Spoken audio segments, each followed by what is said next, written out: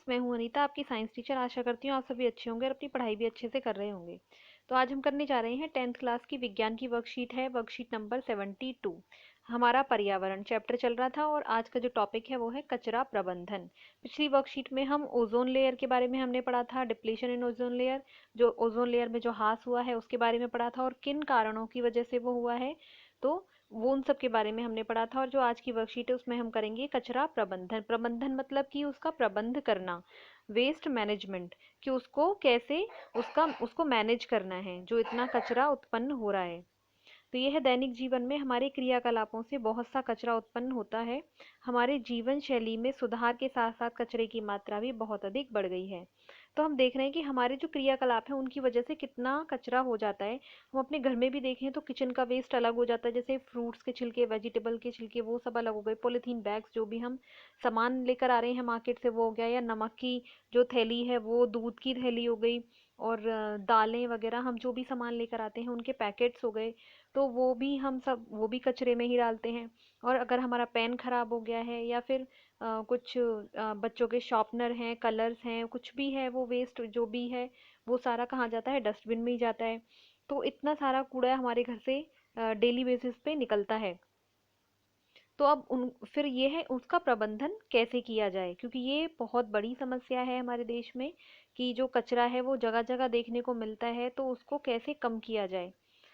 तो यह पैकिंग के नए तरीकों ने भी अजैव निम्नीकरणीय कचरे में वृद्धि की है। तो हम देखते हैं कि जो पैकिंग है, नए नए तरीके की पैकिंग आ रही है, उसमें भी खाना पैकिंग होके आता है, प्लास्टिक के जो कंटेनर्स हैं उसमें आता है, या रैप होके आता है पन्नी में किसी में भी। तो उनसे क्या है, उनसे भी बहुत सारा कचरा है जो अजैव निम्नीकरण कचरा है उसमें वृद्धि हो रही है। और डिस्पोजेबल प्लेट्स, ग्लास, ये सब चल रहे हैं, उसकी वजह से भी अगर हम देखें कि अगर कहीं पे कहीं भंडारा चल रहा है, कुछ है, तो वहाँ पे कितने सारे इकट्ठे हो जाते हैं डिस्पोजेबल प्लेट्स और ग्लास, वो किसी काम के नहीं होते हैं बाद में। तो इस तरीके से बहुत सारा कचरा इकट्ठा हो जाता है। अब है कचरे में निम्न पदार्थ होते हैं। पहला है जैविक कचरा। जैविक कचरा या बायोडिग्रेडेबल, जिसको जो डिस्पोज किया जा सकता है अच्छे से। ये है वो पदार्थ जो सूक्ष्म जीवों द्वारा सरल पदार्थों में बदले जा सकते हैं। ठीक है, जो माइक्रो ऑर्गेनिज्म है, सूक्ष्म जीव हैं, उनकी क्रिया के द्वारा जिनको सरल पदार्थों में बदला जा सकता है, वो कौन से होते हैं? जैविक पदार्थ या जैविक कचरा कहलाते हैं। जैसे फलों तथा सब्जियों के छिलके, कागज, गोबर आदि।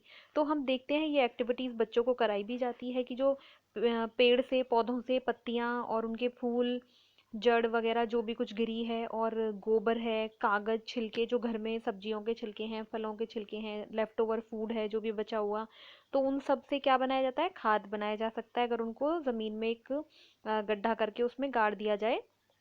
और करीब एक हफ्ते के बाद देखा जाए तो क्या बन जाता है? खाद जैसा बन जाता है। और तो फिर ये क्या है, जो ऐसे जो मटेरियल होते हैं जिनसे हम खाद बना सकते हैं, जो माइक्रो ऑर्गेनिज्म है उनके द्वारा उनको सरल पदार्थों में बदला जा सकता है, वो कौन से होते हैं? जैविक कचरा होता है, वो बायोडिग्रेडेबल वेस्ट होता है। दूसरा है अजैविक कचरा या डी नॉन बायोडिग्रेडेबल। अजैविक कचरा वो पदार्थ जो सूक्ष्म जीवों द्वारा सरल पदार्थों में नहीं बदला जा सकता, जिन्हें हम सूक्ष्म जीवों के द्वारा सरल पदार्थों में नहीं बदल सकते हैं, अजैविक पदार्थ या कचरा कहलाता है। जैसे प्लास्टिक, पॉलीथीन आदि। ये सब कैसे कचरा है जो कि हम सूक्ष्म जीवों की क्रिया द्वारा इसको सरल पदार्थों में नहीं बदला जा सकता है। तो ये कहता है अजैविक कचरा है। तो अब है कचरा प्रबंधन के तरीके। तो कौन कौन से तरीके हैं जिससे कचरा प्रबंधन किया जाता है? पहला है बायोगैस प्लांट। यह है बायोगैस प्लांट। तो बायोगैस प्लांट में क्या होता है? जिसमें जैविक कचरे का उपयोग करके बायोगैस तथा खाद बनाई जाती है। तो हमें पता है कि बायोगैस कितने काम आती है? ईंधन के रूप में भी काम आती है, प्रकाश के स्रोत के रूप में भी काम आती है। और ये बहुत ऐसी गैस होती है कि जलने के बाद जलने पर ना तो इसमें धुआं निकलता है, और बाद में भी राख जैसा ऐसा कुछ भी नहीं बचता है। तो ये बहुत अच्छी गैस है। और उसके बाद में जब बायोगैस बनाई जाती है संयंत्र में, तो बाद में जो नाइट्रोजन और ये फास्फोरस बचते हैं, तो उससे फिर क्या बनाया जाता है? उससे खाद बनाया जाता है। फिर है ढलाव। ढलाव एक निचला क्षेत्र होता है जहां पर कचरे को डाला व दबाया जाता है।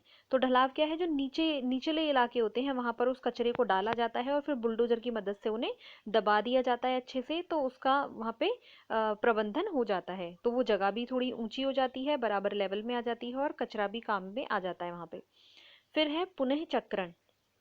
इसका अर्थ है कांच या धातु से बनी वस्तुएं तथा ऐसी ही वस्तुओं का पुनः चक्रण करके नई उपयोगी वस्तुएं बनाना। जब तक अति आवश्यक न हो इन पदार्थों का निर्माण नहीं करना चाहिए। तो ये क्या है, जैसे कांच है, धातु है, ये सब क्या, इनका क्या है, और प्लास्टिक है, ये सब कैसी चीजें हैं जो ये पुनः चक्र जिनका रिसाइकल किया जा सकता है, बायो जो पुनः चक्रण वाली जो चीजें हैं ये। तो इनका क्या है कि जैसे अब हम प्लास्टिक को भी ले लें तो प्लास्टिक में क्या है कि जो चीजें हैं वो टूट गई हैं, प्लास्टिक के कंटेनर हैं और वो सब चीजें हैं, उनको दोबारा से करके कांच की जो चीजें हैं वो अगर खराब हो गई हैं, टूट गई हैं, तो उनको भी किसमें, जैसे बैंगल्स बनाई जाती हैं और बहुत सारी चीजें बनाई जाती हैं, ऐसे ही मेटल की चीजें खराब हो गई हैं उनको फैक्ट्रीज में ले जाया जाता है और वहां से रिसाइकल होकर वो दूसरी तरीके से बनकर आती हैं। पर प्लास्टिक में बहुत सारी प्लास्टिक ऐसी होती है कि जिनको रिसाइकल नहीं किया जा सकता है, जो बिल्कुल बेकार ही हो चुकी होती हैं, तो इसलिए उनका यूज करने के लिए मना किया जाता है कि जब तक आवश्यक ना हो तब तक उनको इस्तेमाल ही ना किया जाए, उन पदार्थों का निर्माण ही ना किया जाए। अब है इनकार। इसका अर्थ है ऐसी चीजों का उपयोग करने से इनकार जो हमारे पर्यावरण को हानि पहुंचाती हैं, जैसे प्लास्टिक के थैले के उपयोग को इनकार करना। तो ऐसी चीजों का इस्तेमाल ही नहीं करना चाहिए जो हमें पता है कि हमारे पर्यावरण को नुकसान पहुंचा रही हैं। तो प्लास्टिक बैग्स हैं, जो प्लास्टिक पॉलीथीन बैग्स होते हैं जिनमें मार्केट से सामान लेकर आते हैं और वो सीधे फिर डस्टबिन में जाती हैं, तो ये कैसी होती हैं, सिंगल यूज प्लास्टिक होती हैं। जैसे डिस्पोजेबल जो ग्लास हैं, प्लेट्स हैं, ये सब हैं, ये भी कैसी हैं, जो प्लास्टिक वाले हैं वो, ये भी सिंगल यूज प्लास्टिक में है। बॉटल में जो आते हैं, पानी वाली बॉटल होती है वो सब, तो ये कैसे हैं, सिंगल यूज प्लास्टिक में आते हैं सब। तो हमें बचना चाहिए इन सब के यूज से, कि पॉलीथीन बैग में सामान ना लेकर आए, तो ये क्या है, इसका उपयोग नहीं करना चाहिए क्योंकि इससे पर्यावरण को हानि पहुंचती है। तो कौन सी हानि पहुंचती है, जैसे जगह जगह ब्लॉकेज हो जाती हैं, जो नालियां हैं वहाँ पे ब्लॉकेज हो जाता है। और अगर नदी के किनारे, समुद्र के किनारे इतनी सारा जो ये प्लास्टिक है, पॉलीथीन और बॉटल्स, कंटेनर्स, ये सब मिलते हैं, तो जो उसमें पानी में रहने वाले जीव हैं उनकी भी मृत्यु होने लगती है। तो ये कैसे बहुत ज़्यादा नुकसान पहुंचा रहे हैं, एनवायरनमेंट को भी बहुत ज़्यादा नुकसान पहुंचा रहे हैं, तो इनके इस्तेमाल से बचना चाहिए। अब है सीवेज ट्रीटमेंट प्लांट। इस प्लांट में नाले के पानी को नदियों में डालने से पहले साफ किया जाता है। तो सीवेज ट्रीटमेंट में, सीवेज में क्या होते हैं, जो घरों से जो जाता है, जो टॉयलेट से पाइप जाते हैं सीधे, तो उनको अगर गंदे ऐसे ही नदियों में छोड़ दिया जाएगा तो नदी का पानी भी सारा गंदा हो जाएगा और उससे भी इन्फेक्शन हो सकता है। तो उसके लिए क्या किए जाते हैं, सीवेज ट्रीटमेंट प्लांट होते हैं जहाँ पे जो पानी है, गंदा पानी आ रहा है, उसको पहले ट्रीटमेंट किया जाता है, उसको तो उसको साफ बनाया जाता है और उसके बाद उस पानी को नदियों में छोड़ा जाता है। फिर है कंपोस्टिंग। जैविक कचरे को गड्ढा खोदकर दबा दिया जाता है, लगभग 3 महीने में ये खाद बन जाता है। ठीक है, तो जैसे हमने बताया कि बच्चों से भी कराते हैं ना ये एक्टिविटी, की जो आपके मतलब घर में फ्रूट्स के छिलके हो गए, पत्ती, ये सब हैं, वो सब गड्ढे में एक उसमें बंद करके और उसमें दबा दो तो 1-2 हफ्ते में वो खाद जैसा बन जाता है। तो ऐसे ही जो जैविक कचरा है हम उसको गड्ढा खोद कर उसमें दबा सकते हैं और लगभग 3 महीने में ये खाद बन जाता है प्रॉपर तरीके से और फिर उसको यूज कर सकते हैं। फिर है पुनः उपयोग। यह तरीका पुनः चक्रण से भी बढ़िया है। इस विधि में हम वस्तु का उपयोग बार बार करते हैं, जैसे प्लास्टिक के जार, बोतलें आदि रसोई घर में सामान को रखने में उपयोग की जा सकती हैं। तो ये क्या है, पुनः, ये जो पुनः उपयोग का मतलब है, नाम से ही पता चल रहा है कि पुनः उपयोग करना। कोई चीज़ आई है किसी और पर्पस से और फिर उसका किसी और पर्पस से भी यूज़ हो रहा है। जैसे कि जो बॉक्स है किसी, उसमें कुछ और सामान आता है और हम कितनी बार बना लेते हैं, जैसे च्यवनप्राश का बॉक्स है या फिर जो बॉर्नवीटा, ये सब इनके जो होते हैं, तो उनको हम किस में कर लेते हैं, उसमें हमने दालें रख ली या कुछ और सामान रख लिया, बिस्किट्स रख लिए, टॉफीज रख ली, तो हमने क्या किया कि उसको किसी और काम में यूज कर लिया। तो ये क्या होता है, ये पुनः उपयोग करना। तो ये पुनः चक्रण से भी अच्छा है कि उस चीज को फेंकने की जगह हम अपने रसोई घर में ही उसको इस्तेमाल कर लें किसी कुछ सामान रखने के लिए। फिर आगे है पुनः प्रयोजन। पुनः प्रयोजन, इसका अर्थ है जब कोई वस्तु जिस उपयोग के लिए बनी है जब उस उपयोग में नहीं लाई जा सकती तो उसका किसी और रूप में उपयोग करना, जैसे टूटे चीनी मिट्टी के बर्तन का पौधे लगाने में उपयोग आदि। तो हम देखते हैं ना कि कितनी बार जो बॉटल भी होती है उसको भी लोग काट के, या बकेट होती है जो, उसको भी उसमें पौधे लगा लेते हैं, मिट्टी भर के उसमें पौधे लगा लेते हैं। या फिर जो पक्षियों के लिए दाना या पानी रखने के लिए वो बर्तन रख लेते हैं छत पे। और न्यूज़पेपर होते हैं, न्यूज़पेपर से एनवेलप्स बनाए जाते हैं। तो ऐसी बहुत सारी चीज़ें हैं जिनका दोबारा से यूज़ किया जाता है, कि थी वो किसी और काम के लिए और फिर उसको किसी और काम में लाया जा सकता है। तो ये भी बहुत अच्छा तरीका होता है जो हम अपने लेवल पे कर सकते हैं। अब है इसके क्वेश्चन आंसर। पहला क्वेश्चन है, आप किस प्रकार से कचरा प्रबंधन में सहायता कर सकते हैं, कोई 2 उपाय लिखें। तो कचरा प्रबंधन में हम कैसे कर सकते हैं, जैसे हम इसमें ये इनकार वाला टॉपिक, इनकार वाला जो ये वाला पॉइंट है ये भी लिख सकते हैं कि हम ये सोच लें कि हम यूज़ ही नहीं करेंगे ये प्लास्टिक की चीज़ें, ऐसे प्लास्टिक बैग में सामान ही नहीं लेकर आएंगे, हम डिस्पोजेबल वाली जो प्लेट्स हैं, ग्लास हैं, हम ये सब भी यूज़ नहीं करेंगे। तो हम क्या कर रहे हैं, हम भी अपना एक जो सहायता कर रहे हैं उसमें, हमारा भी उसमें सहायता दे रहे हैं, हेल्प कर रहे हैं उस चीज़ में, प्रबंधन में कचरे के।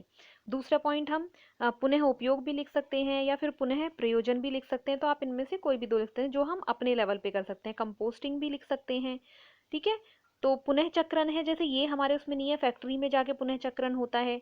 और ढलाव है, ये भी इसमें बुलडोजर लगा के फिर होता है, लेकिन ये सब चीज़ें हम अपने लेवल पे कर सकते हैं। तो कोई भी इनमें से आप कोई भी 2 लिख सकते हैं।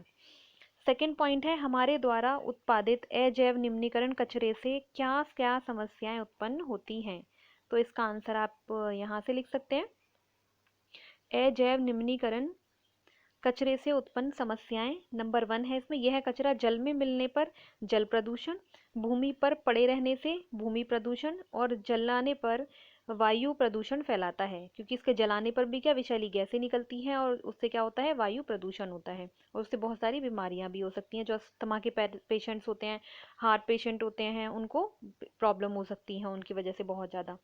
फिर है सेकंड पॉइंट है, प्लास्टिक पॉलीथीन और अन्य कचरा पशुओं के गले में अटक कर उनकी मृत्यु का कारण भी बन जाता है। जैसे हम देखते हैं गाय भैंस वो कैसे हैं, बिल्कुल खाना है जो अपना जो भी कचरे में से खा रही होती हैं वो सीधा सटक लेती हैं, तो पॉलीथीन बैग्स भी वो सटक जाती हैं और उनके गले में वो ब्लॉकेज हो जाती है और उसकी वजह से उनकी जान चली जाती है। फिर तीसरा है इसका, यह कचरा नालियों में फंसकर उनको बंद कर देता है। क्लॉगिंग या ब्लॉकिंग होती है जो उसकी नालियों की, वो कर देता है, ये उसमें उनको बंद कर देता है फंसकर। तो ये भी एक नुकसान है। फिर है, मिट्टी की उपजाऊता को कम करता है, मिट्टी की उपजाऊता को भी कम करता है। ये जो मिट्टी है, जैसे जहाँ पे जिस मिट्टी में ये जो ऐसा कचरा है ये फैला हुआ होगा, तो वह वाली मिट्टी पर फसल अच्छे से नहीं हो सकती, वो मिट्टी उपजाऊ नहीं होगी। फिफ्थ पॉइंट है इसका, पारिस्थितिक असंतुलन का कारण बनता है, जो इकोलॉजिकल इम्बैलेंस का कारण भी बनता है। पारिस्थितिक असंतुलन मतलब जैसे कि जो पहले जैसे पौधे हैं, फिर जो एक पहले कंज्यूमर्स हैं, फिर जो प्रोड्यूसर हैं, फिर उसके बाद कंज्यूमर आते हैं, तो ऐसे वो उनका जो लेवल है, जैसे किसी के कुछ पशु के गले में अटक के उनकी मृत्यु हो गई, तो वहां पे भी क्या हुआ, इम्बैलेंस हुआ। और भी बहुत सारे नुकसान हैं, जैसे पानी में मिलके तो जो पानी में रहने वाले जीव हैं उनकी मृत्यु होने लगती है।